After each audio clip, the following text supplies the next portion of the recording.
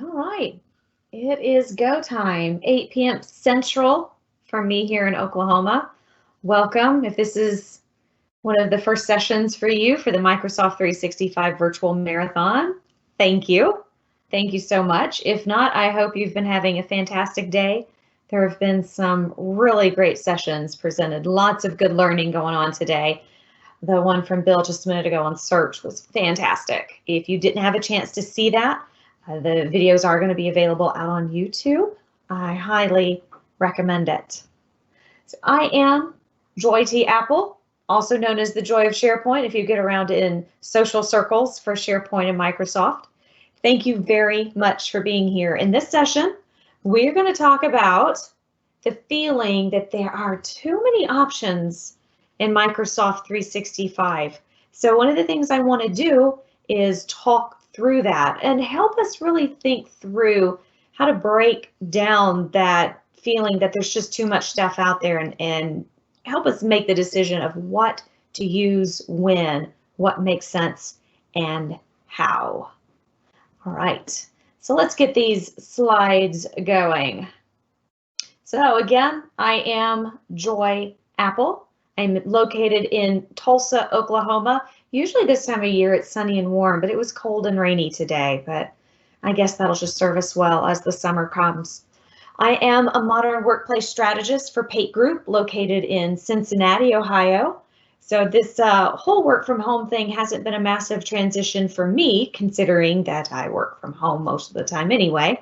But I have missed getting to travel and go meet my clients face to face and do engagements such as this face to face, but we'll be back to that soon enough. I've been working with Microsoft products and technologies for 12 years now. I started off on a help desk. So my first IT job ever was a help desk. Shout out to any help desk technicians or service desk folks that are out here. You've got a very hard job, but keep at it. It's one of the most important jobs in your organization. And as well as being a strategist and a consultant and doing all that fun stuff, I am also the host of the Joy of SharePoint webinar. If you've never dropped in on one, I try to do one a month minimum. It's a lot of fun and it's free. So feel free to join anytime. Love to see you there. I want to give a huge thank you and shout out to all of our sponsors. We could not do this without the help of these fine companies and organizations. They make this possible. A lot of work and coordination went into it, and we're very thankful. And they're also donating 10% of the funds to support community relief programs. This slide's got a couple of links there. If you felt led to donate to United Way or the International Medical Corps, please do so. And if you happen to miss these links, we can make them available to you. Just holler at any of us. We'll make sure to get that information to you. And there's a raffle. Did somebody say free stuff? So visit the virtual vendor booths. Submit answers after you watch videos. You gotta get some right, but then you'll be entered into a drawing and it'll be awesome. So all that said and done, let's jump in to TMO and M365, breaking down communication and collaboration options. So let's talk. Let's just sit back and chat for a minute. Because back in the day, life was simpler. I always kind of flash back to those Pepperidge Farm commercials when I say that. But life was a little bit easier. If you wanted to talk to somebody at work, you might send an email. If you were super fancy, you might go to Skype. If you're old like me, it might have been Office Communicator, right? Do you remember that? Maybe you like to kick it ultra old school and you'd pick up the phone and call, right? Depends if it needed to be written down for reference later. Document collaboration was pretty much handled in SharePoint if we're talking about once SharePoint came on the scene. Otherwise, it might have been a file share. Not a lot of options. I had a document and I put it somewhere. If we needed to work with content, large files, right, that somebody needed to come pick up from another organization, a vendor or a client, might set up something like an FTP site, right, where we could go pick up, drop off those documents. there were not a lot of options. Sometimes it was frustrating if you couldn't get done easily what you needed to do, but that's just how it was. But modern times call for modern tools. And Microsoft 365 gives us the ability to track tasks, share information, communicate, collaborate, do alerts and approvals and all kinds of stuff with our colleagues in ways I said this to a client the other day in SharePoint, we only dreamed of being able to do some of this stuff just 5 years ago. Forget about 10 years ago. But as we start thinking about these modern tools and all of them, you ever go into a Lowe's or a Home Depot and it's just this massive array of options that are in front of us. In fact, there's a lot of tools to Microsoft 365, a lot of applications. They're cohesive, but there are places where they tend to overlap. Task tracking. I actually did a webinar with one of my coworkers a couple of weeks ago on Planner, and then we followed it up the next week with one on To Do, because they kind of feel similar, right? Those areas of functionality overlap. Outlook tasks is there. May I just say I cannot wait for tasks in Teams to drop. I think that's going to be kind of fantastic. Bring it all into one place. But we do track tasks a lot of different ways. I'm going to, since I've got my webcam on, I tell myself, I even use Post-it notes to track tasks if I'm not being up to date in this technology that I'm supposed to be. Document storage, SharePoint, OneDrive, dare I say Teams? Psst, that's SharePoint. Teams doesn't manage files, but we'll talk about that later. And let's be honest, Outlook. How many people go to Outlook? And if you're this person, I'm not picking on you, I promise, go to Outlook to find a document. We use Outlook as our file storage. It wasn't meant to do that. And if I'm sharing files, am I attaching it to an email and sending that out to people in my organization? Don't do that. Don't attach documents to emails because you're duplicating your data.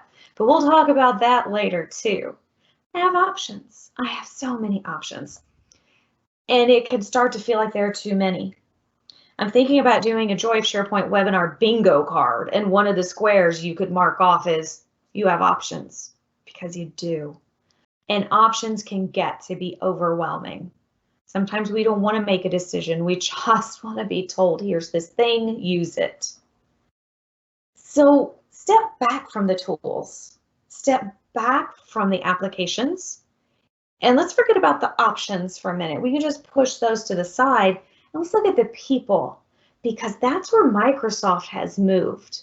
It's not so much tool focused, it's people focused, it's process focused, it's work focused. Who are we working with? Are they inside of my company or are they on the outside? Do I need to share information, just, hey, here's this brochure, please consume it. Here's the latest stats, here's information, or are we working on something together? Is it collaborative? Do we need to talk frequently as we work together, or am I just giving you a shout out or an update once a week, once a month, once a quarter? Those answers determine the correct tool for you. But before we go too far down that line, we have to be clear, it's the Swiss Army knife. It's a bundle of tools that can meet our needs. It's not a cookie cutter. I think it's always been a little bit of a blessing of a curse that IT goes, chunk, here's your cookie cutter template. This is your solution, use it. Half of us are going, oh, you didn't even listen to what I said. This isn't really what I need. This doesn't meet my needs. Well, it's what we have. And then the other half is going, okay, thanks. Didn't have to worry about it. It's just here for me. Either person, it depends on the day. But Microsoft 365 truly is the Swiss Army knife for our workplace. A variety of tools to meet our needs. SharePoint. I enjoy SharePoint, so it's my favorite. SharePoint is that really big blade in that Swiss Army knife, okay? It gives us the place to put our stuff, putability, findability, organization. There's security wrapped around it that we know and have trusted for over a decade. News, information shared there, and it's our landing page to see what's going on in our corporate world, and then we go jump out to do our stuff. SharePoint, right? It's at the center of it. But how many times do we run into people, or maybe it's us, it's our team? I don't need a site. I don't need news. I don't need a team calendar. I just need a place to put my stuff. I just need a place for us to put files and to get to them easily. Teams might be a really good fit for that. Yes, I hear you saying it, but Joy, Teams creates a SharePoint team site. Yes, it does. And it will happily manage those files in your team channels for you. You don't have to go build out that site, but it's there if you need it. It's there as your team grows, and as the work you do increases, it'll give you more organization. But it's not cookie cutter, because we're not cookie cutter people, right? We're diverse. We're different. We work in different ways, and we have different needs. And the whole point of having all these really great options is we use the one that meets our needs the best. So we can break it down by people. Who are we working with? Me, myself, and I. Maybe you. Maybe Joel. Maybe I've got a document that I'm working on. It's not ready to share with my team, and I need a place where I can work on it and maybe share it with 1 or 2 people to get feedback. There's an app for that, and I'll tell you about it in just a minute. So that's me. We as a team need to work together, because we all know teamwork makes the dream work. So we need some tools that are scoped for the team. Then there's us collectively, or organization. We need tools that can broadcast and share out information for the whole organization. So me, myself, and I, maybe you, OneDrive. One person for OneDrive as a rule. I might choose to share something with you. I might choose to share something with Joel, but it's for just a very small audience to look at it. I own it. I choose who can see it. I can turn off that access at a moment's notice. I can use it on the web. I can sync it down to my desktop like I have done here on this little screenshot. I can use it on the go. If you have not downloaded the OneDrive mobile app, I mean, do it. I'll even give you a free pass. Do it right now while I'm talking at you. Get it. It will change your life. So me, myself, and I, maybe you, maybe a couple of you, OneDrive. OneDrive's kind of baby SharePoint. So it is kind of a SharePointy tool. It's built on top of some SharePoint features, file, document management. Teamwork makes the dream work. SharePoint and Teams are for teams, right? I kind of feel like we need a thesaurus to think of some other words for teams, but that's what we got, so we're going to roll with it. Our team might be our whole department. It might be a functional area or a business unit within our department. Might be both, right? Depends on the project. It might be project groups. It might be just a small group of people that get together to problem solve for the department as a whole. Doesn't matter, it's fine. Slice it and dice it whichever way you want to. If you sat in on my earlier session about hub sites, we talked about flat architecture. We create a team for the security need and the audience and the scope of work.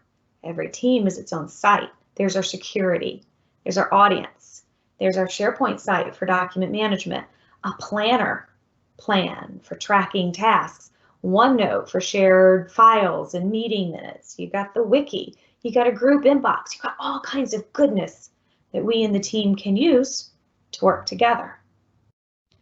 When I'm working in my team, I don't have to close down Teams and go open Outlook to share an announcement or to talk with my team. We do it right there.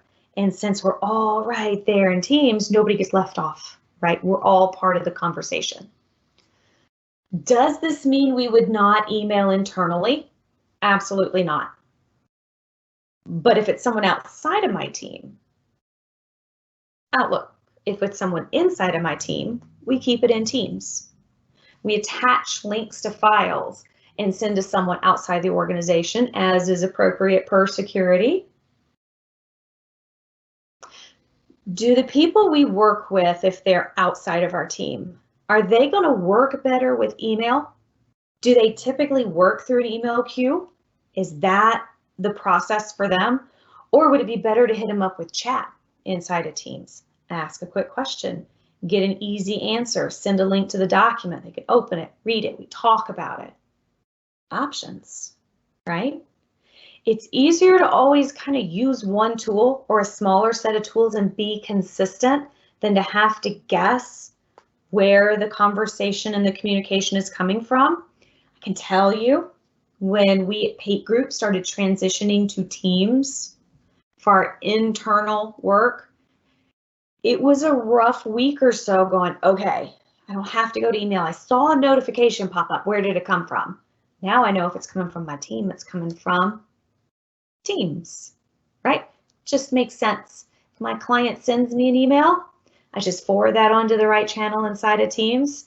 Everybody's part of the conversation and it works beautifully. Before I go to us, I'm going to click over into something real instead of just slides. It's amazing. The office.com webpage. It's amazing. It's fantastic. If you've never gone to office.com, oh, you have to do it. It's just the best. You log in as work you, and you have access to all of the apps that you have a license for, one of which is OneDrive, right? One person works in OneDrive. Here are these OneDrive folders that have been created in OneDrive, documents. Can I confess something to you? Search is so good now. I find that in OneDrive, I don't organize as much as I used to because I can just name it something logical and then just search for it. Is that bad? Is it bad that I'm that lazy? But it's not impacting anyone else, so I'm going to roll with it. Great thing about OneDrive, if I need to be able to work on this in more of that File Explorer look and feel, or if I want to be able to work with my content when I'm offline, I can use this handy dandy sync button up here on this toolbar. When I do that, well, that's not what I wanted to do. But when I do that, it syncs to my desktop. And here's that exact replication. It's not a duplication. It's a synchronized version of that web-based OneDrive. You see I have this green check mark here next to the Contoso patent template. That means this is always on my device. If I go offline, I can still get to this file. The cloud means it only lives in the cloud. I have to have internet access to work on this document. The little person icon means I've shared it with someone. So I know this document has been shared out. If I decide I don't need this patent template to be taking up space on my computer, I can change that right away. Why? Because we have options. We can get OneDrive to work for us the way we need it to. Get this taskbar back. Here's the shared icon inside of the web-based version of OneDrive. I see that it's shared. If I click on it, it will show me exactly who that's shared with, and I can control it. It's my content. If I want to kick everybody else out, I can stop sharing right now, kick them out. All the sharing links will be deleted, except the owners, and that's me. Fantastic. So that's me. We is SharePoint. So in the real world, I would come back out to my office.com page and click on SharePoint, or I might use the waffle to come to SharePoint, but I didn't want you guys to have to wait for that page to load. So I already have my tab reloaded. SharePoint. Teams is probably in the background for a lot of these. Any of the sites I'm following, I've got them right here following because I've got that little star filled in. Any sites I've been to recently, right down here. Coincidentally, there are also sites I'm following. Must mean I go there a lot. For the we piece of SharePoint, that's going to be our team sites, where I come together with my team to work on this project. With my sales and marketing team, that is here. This is where we come together and work as a team on content. Teams is absolutely part of this equation. And if you're ever not sure, which it looks like I don't have the web part on this page, but if you're ever not sure if it's tied to Teams, just take a peek in the documents library. If you see a general folder, dollars to donuts, Teams is there for chat, for easy file sharing and communication. I'm going to go on and start talking about us a little bit. Then I do want to come back and we'll talk a little bit about how to keep from getting pigeonholed in documents when we're working inside of Teams. So we'll get back to that in just a minute, but let's go ahead and talk about us as the corporation, the organization. We need to hear from our organization in a common voice about what's going on, what impacts us, what changes are coming. Maybe Teams is being deployed. Ooh, that's exciting stuff. Outlook, Yammer, and SharePoint communication sites are all designed to broadcast to those broader audiences. This slide's been going around for a while. This is probably not a new slide if you've sat in on many Microsoft presentations, but it's a good visual. My inner loop, I'm typically going to be in Teams. That's the people I work with closely, day in and day out. I communicate with them frequently. Teams is my go-to tool for that. If I go to the other side of this slide, I see my outer loop. People I connect with, it says here openly, I will add in less frequently. Because if I only talk to you once a month, I probably wouldn't consider you my inner loop. I mean, you're still in a loop, it's just your outer loop, okay? Outlook spans both. I might, for some reason, need to send an email to someone on my outer loop. I might need to send it to someone in the inner loop. I might need to send it to someone that's totally outside the organization, right? That's the catch-all communication tool. SharePoint still sits in the middle of all of it. And I had some fun with this, I will confess. We do have to point out that Teams does now support org-wide channels of up to 5,000 people. I heard a rumor that might be going up soon, but I can either confirm or deny that. So it feels like Teams might be kind of elbowing in the Yammer space. I don't know. I don't really have an opinion one way or the other on that, other than to say large organizations, Yammer is probably going to continue to be your broadcast tool of choice.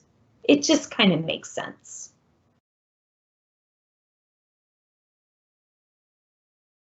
There it goes.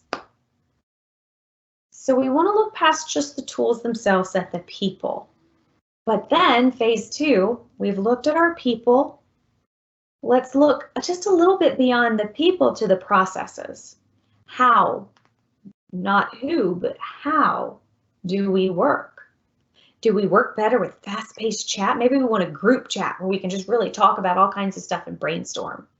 Or would a call be better? And if a call's good, so we can talk it out, because sometimes there's just too much to chat.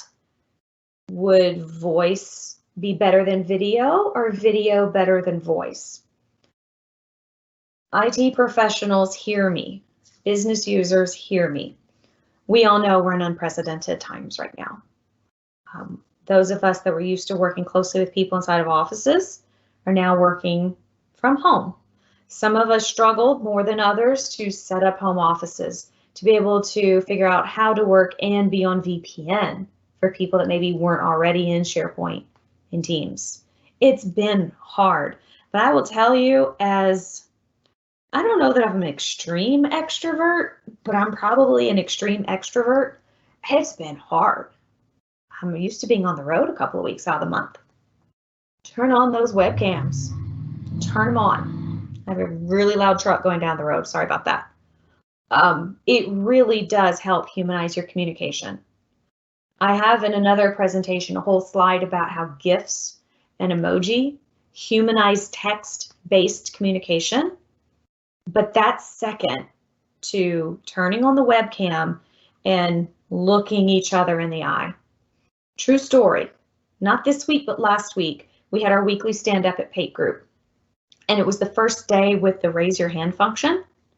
And usually, we're all kind of talking over. Oh, sorry. Nope. No, you go ahead. No, you. No, you. So I raised my hand. And one of my coworkers, Stacy, she got tickled. And then I got tickled because I knew why she did. So we're sitting there laughing. And Stephanie, our president, says, okay, what happened? What are you two laughing about? It was almost like we were sitting in the same room. Turn on your video as much as you're comfortable. I was not comfortable with it at first. It's just weird. I'm okay with it now because now I feel like I'm interacting. Okay, I'm stepping off that soapbox now and I'm going to move on to beyond the audience. So if chat's good, is calls better? Or is working through an email queue something that's going to make sense? Are we answering tickets that come in via email? What makes sense for the process? What communication tools will get the attention of people? Live events like this one? Rock on if your organization is using live events for your town halls. Fantastic. Especially if you see that going on before a Teams rollout or in concert with that, because it's putting the tool in front of people and it's aiding in adoption and it's getting attention. Fantastic. Social platforms. Email blasts. The company newsletter goes out in email. Make sure we also follow that up with other avenues, news and announcements on our corporate homepage, on our department homepages. I know so many people that have a rule written that when an email comes in from a certain email address, it just goes to a folder, never to be seen.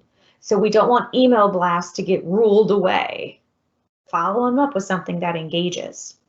And then break down that architecture. I'm an architecture girl. I love building out architecture for intranets. And don't be mistaken, all of these tools are part of the intranet, right? Our communication sites, the organizational outer loop, they're designed for a small group of people. You get to define small. It could be 3, it could be 5, it could be 20, it could be 50. It depends on the size of your org. But a small group of people broadcasts out information to the whole organization. I'm not talking about chat. I'm not talking about emails. I'm talking about policies, procedures, organizational news, company events, safety information, right? Documents. What do people call you for from outside of your department? Hey, I'm looking for the latest expense report template. Put it on a communication site where everyone can get to it, right? SharePoint team sites, teamwork, dream work, that's our inner loop. We work as a team. We kick out the whole company. It's not company public. It's department private, project private, document management, version control, approvals. Utilize some hub sites. So if we've got a really big HR structure, we can have a hub there where all those little pieces can come together and roll up into one concise hub, right? It's fantastic. It makes working throughout those sites a lot easier. Teams. Get your team-centric documents in those channels, the Files tab of channels. Discuss and conversate. Talk about what's going on. Your team, your department, your group will be much more likely to be involved in a conversation in the teams than an email thread.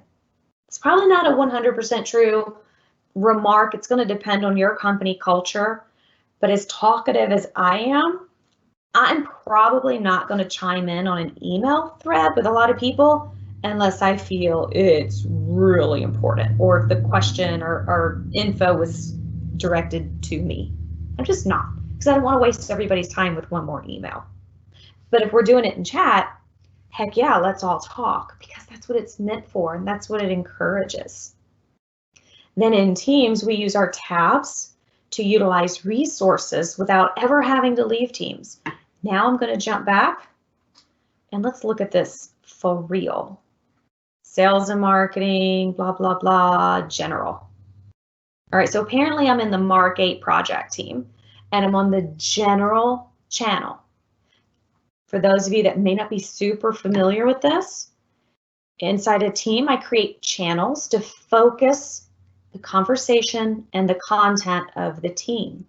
So on this Mark 8 project, we've got general. It's just, general. It's about the whole project. Our digital assets go in the digital assets channel. Research and development, conversation and content go on the research and development channel. Every channel gets a files tab. Eventually, the files tab will open. Here it is.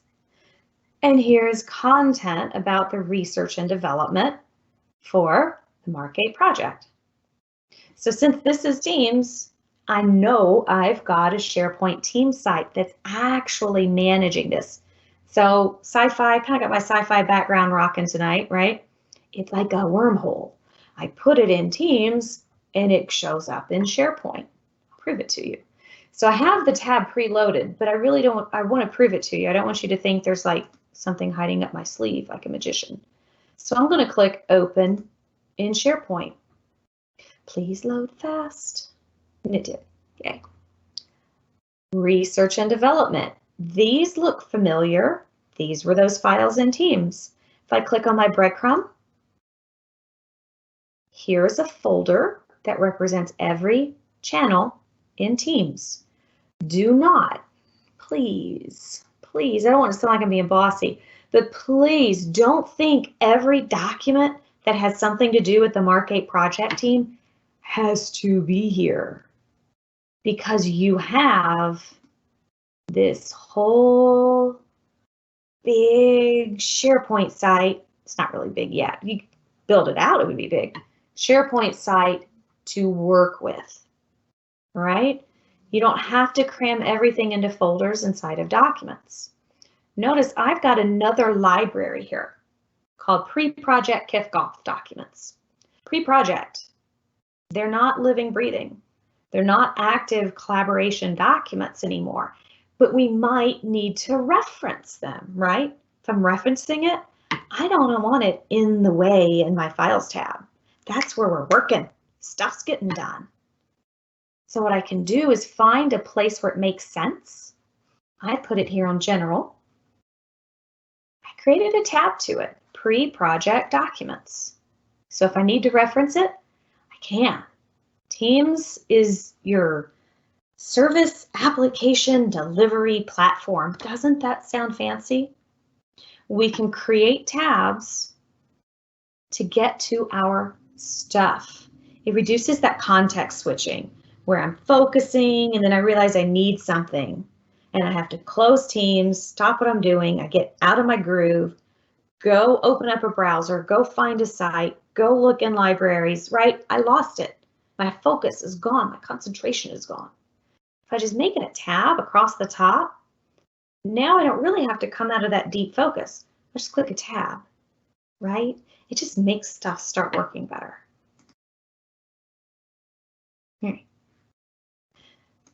Speech closed, and on to using tabs to access the resources that we use. Well, Joy, what if I'm in research and development? It makes more sense to get to those pre-project documents from that channel. Tab it there as well. I've always said in SharePoint, never be afraid to duplicate a link because it keeps you from duplicating your documents and your data. I will echo that for Teams.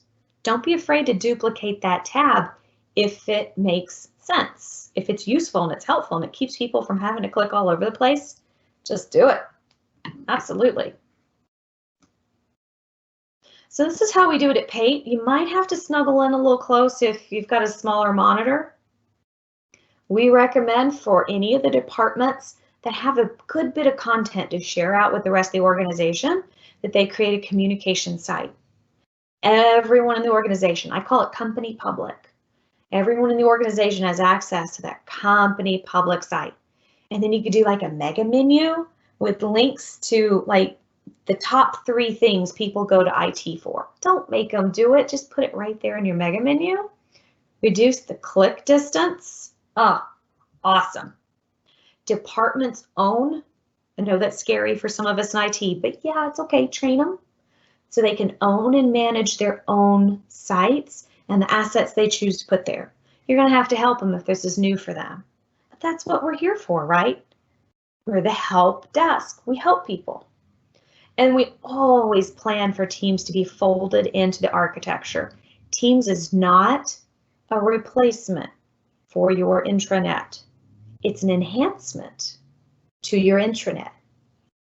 Every time I get a new team, I get an Office 365 group, and I get all kinds of goodies such as Planner and OneNote and a group inbox and a shared calendar and that SharePoint site, and the permission is instantly wrapped around it. Fantastic. And then a tab as needed, right, to other SharePoint libraries so everything's not dumped into one folder. It works beautifully. That positions SharePoint and Teams to be the entry point to the organization. Really, I was going to say to the intranet, but it's your entry point to all of the things we use as an organization. We use links on SharePoint pages and in navigation to give easy access to stuff. And in Teams, we use tabs to give easy access to stuff. What kind of stuff? Glad you asked. Files and content, right? So my Office documents such as Excel, Word, PowerPoint. I can actually create a tab inside of a channel and point it to a specific file. So we don't have to go find that spreadsheet that we all have to fill out once a week. It's just there. PDFs, OneDrive, Teams and SharePoint give us instant access to those things. Microsoft 365 applications, right? You name it, there's a connector or a tab to it. Planner, Forms, Stream, Power BI, Power Apps, Whiteboard. Jonathan Weaver, if you're watching, Whiteboard is here just for you. Third-party applications, GitHub, Adobe Sign, Bright, all that stuff's here. And then one of my favorite tabs, actually, is the SharePoint tab. There's two SharePoint tabs. One that can take you to a list or a library for any site you have permission to, or a SharePoint site that you have permission to. You can tab to it, so you don't have to play hopscotch to go find it. And then you can use the other website. It's actually a pink box that says website. You can tab to any website anywhere. If you're required to log into it, you still have to do that. And if Bob, my coworker, he's got his own password and stuff, he still has to do that. But you just click it and it's there and you work right inside your Teams window. It's so smooth. Really puts our resources at our fingertips. All right, we're coming to the finish line, folks.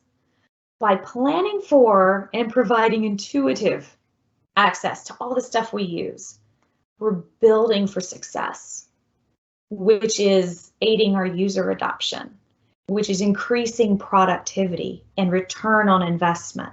We start guiding our business users towards the tools that we support as IT, which means we're also reducing the number of those third-party licenses in the organization. We're reducing our application sprawl. We're reducing our overhead from our budget because we're utilizing the tools we're already paying for in Microsoft 365, and we're lessening what we as IT have to support, right? We're coming under an umbrella. And it's giving people context of how they should use tools when their functionality overlaps. So it's kind of reducing pain points of, I don't know what to use, somebody help me. We're doing that by giving them the context and how the tools are provisioned for them.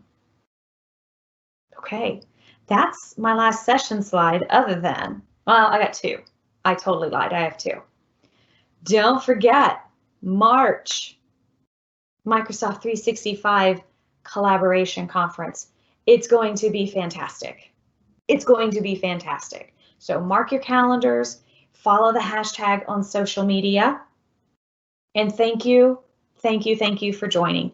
Please, please, please use these QR codes. You can just open up the camera app on your phone and scan them.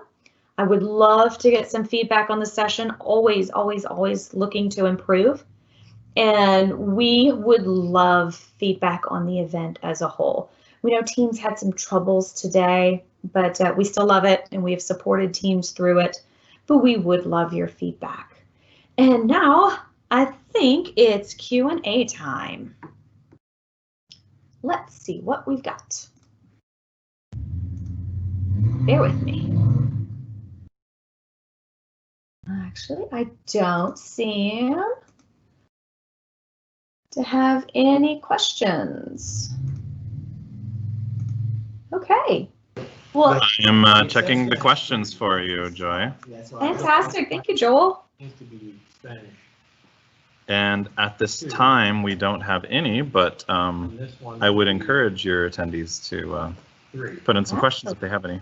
Absolutely. We are here to help. So if you have any questions at all, please do throw them in chat. We are here to answer questions, even if it's something you've just been wondering about throughout the day. Be happy to hop in and answer those questions for you. And I'd like to know what our favorite sessions have been so far today for folks that have been hitting multiple. So please feel free to shout that out.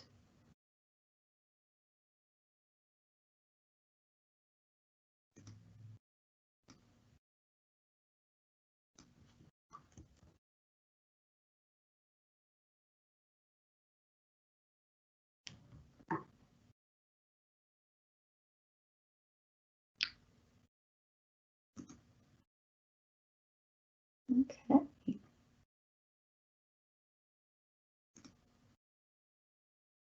No questions. Whoa, easy group.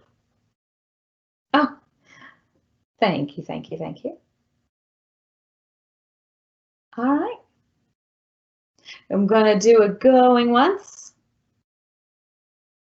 going twice for questions, and sold. We're gonna say that there are no questions. Thank you again for attending, and everybody have a great job. I believe that next up is April Dunham, so I know it's going to be fantastic. So everybody stay tuned. Don't go anywhere.